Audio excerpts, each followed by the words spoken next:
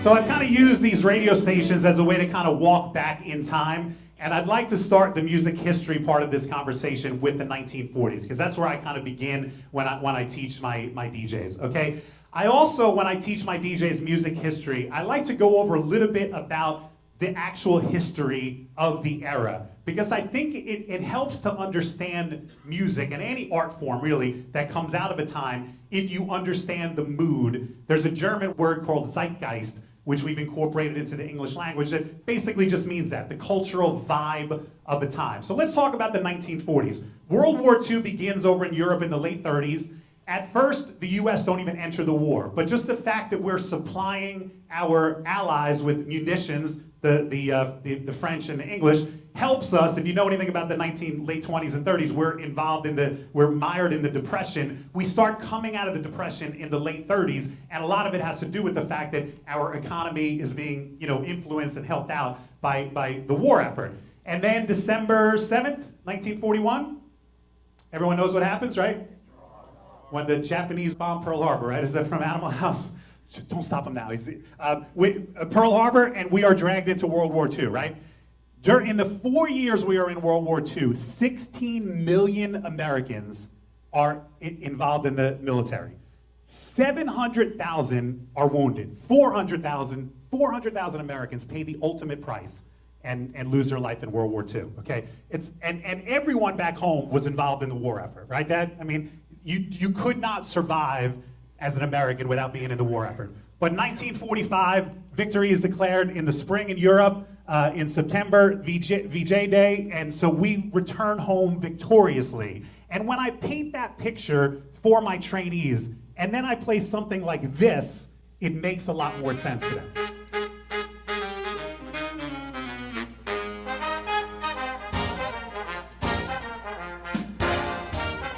So this is obviously probably the most popular big band song, right? Glenn Miller's In the Mood. When I teach music history, I talk about two different genres in the 1940s, big band, and I also talk about crooners. I have been DJing, next year will be my 30th anniversary. I have seen a monumental shift in how much you need to know about big band music.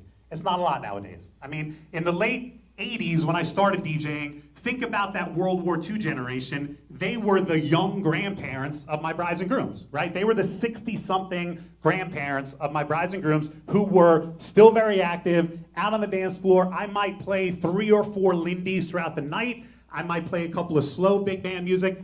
Unfortunately, that generation has either died off or they're not, 95 years old, they're not exactly cutting the rug all night at our wedding. So this number of how much time I spend on big band has gone down.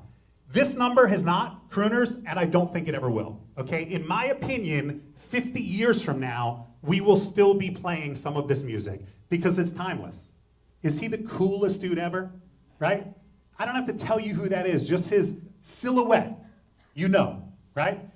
Music by people like Frank Sinatra, Tony Bennett, Dean Martin, this music will never go out of style, okay? So I emphasize that with my trainees. Another reason why this music never goes out of style is it seems every decade or so, somebody is reviving it, right? Take you back to the 90s, Harry Connick Jr. was doing newer, but respectfully, sounded like it was from the era. A decade later, Michael Bublé comes along, and he does the same thing. He's recreating these songs with a slightly modern, but very traditional feel. A decade or so later, Rod Stewart covers. Slip. And even today, you have the originals like Tony Bennett, who still put some of these songs out. So I think these crooners, this standards and this crooner sound will probably never leave our arsenal, and so it's important for your trainees to understand them. So let's skip to the 1950s. These are the 2 decades that I talk about in the 1950s. Obviously, I spent a significant amount of time on rock and roll, and then I also talk about doo-wop, okay?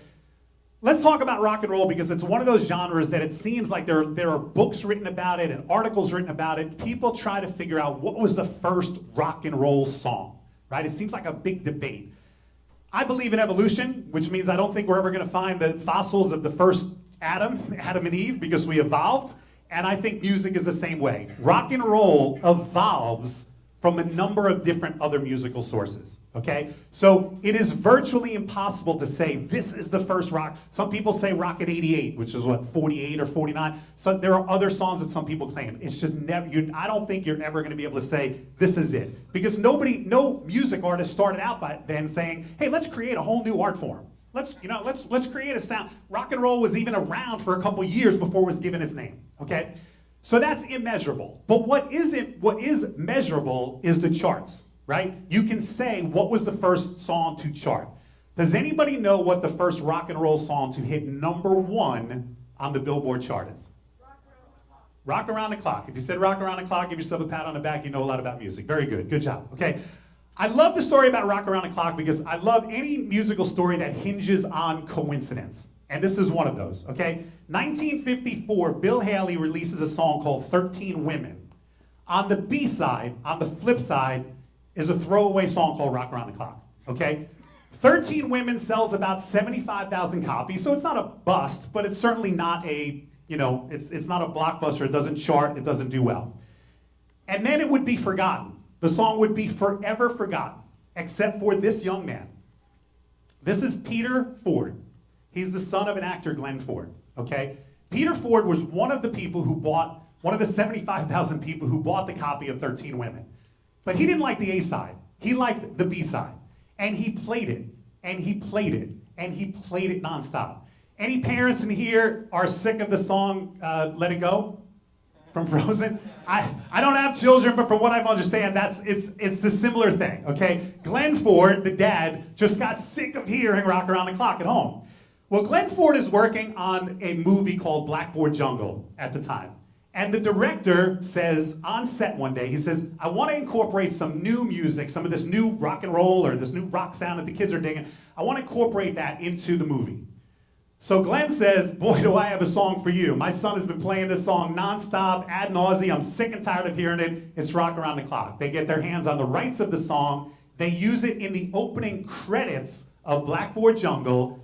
Literally, there are riots in some of the theaters when they play it because this sound was just so innovative. 1, 2, 3 o'clock, 4 o'clock, rock. 5, 6, 7 o'clock, 8 o'clock, rock. 9, 10, 11 o'clock, 12 o'clock, rock. We're gonna rock around the clock tonight. Put your glad rags on. Join me home. We'll have some fun when the clock strikes 1. We're gonna rock. From what I've read, literally some theaters muted the opening credits because there were riots. And you listen back now and you go, that's not that innovative. But it was back then. To a generation of kids who grew up with their parents showing them and playing them big band music, that was riot-worthy, okay? I also talk about doo-wop music because though it's a small subgenre of rock and roll, I think it's important for us to understand. It certainly gives us lots of good slow songs, and I like my MCs to be exposed to that. So does anybody know how that genre gets its name? Jax? Wasn't it because that's one of the phrases in the repeated? Exactly. So doo-wop, if you know about it, is basically the signature sound of doo-wop is the background singers are basically mimicking the sound of instruments in a band.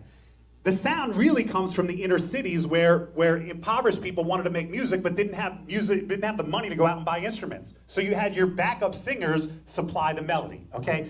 Not to get too technical, but what the background singers are singing is called an onomatopoeia. That word means any word that sounds like the sound it describes. I get that right, Deb? So like click, meow, bang. Those words are onomatopoeias because they describe the sound that they are supposed to describe. Doo-wop is exactly what the background singers in some songs are singing. Doo-wop, shoo-wop, and in doing so, they provide the melody in lieu of, or sometimes in addition to, instruments, okay? So the confusion sets in sometimes with doo-wop. How do I post the vocal? And again, this is more of an emceeing thing than a music thing, but I think it's important to talk about. Because when I teach emceeing, I teach my MCs not to step on the vocal, right? You want to talk up the song, but you want to stop right before the vocal. That's called posting a vocal. You don't want to step on the vocal. But what's the vocal in a doo-wop? The way I teach it is the background singers you can step on, okay? But you need to stop before the actual lead singer starts. So I'll demonstrate that for you now live, which is always scary because I can screw it up live. But let's say I'm opening the dance floor with the 5 Satins in the still of the night. It should hopefully sound a little something like this. We're going to open our dance floor for all of our couples at this time. We have a beautiful song by the 5 Satins, In the Still of the Night. Once again, our dance floor is open for all of our couples. Come on up and enjoy. Came up a little early, but that's all right. I'll take that. Okay? So that's how I would instruct an MC to post a vocal. You can walk all over the doo-wop parts, but you want to stop. Okay?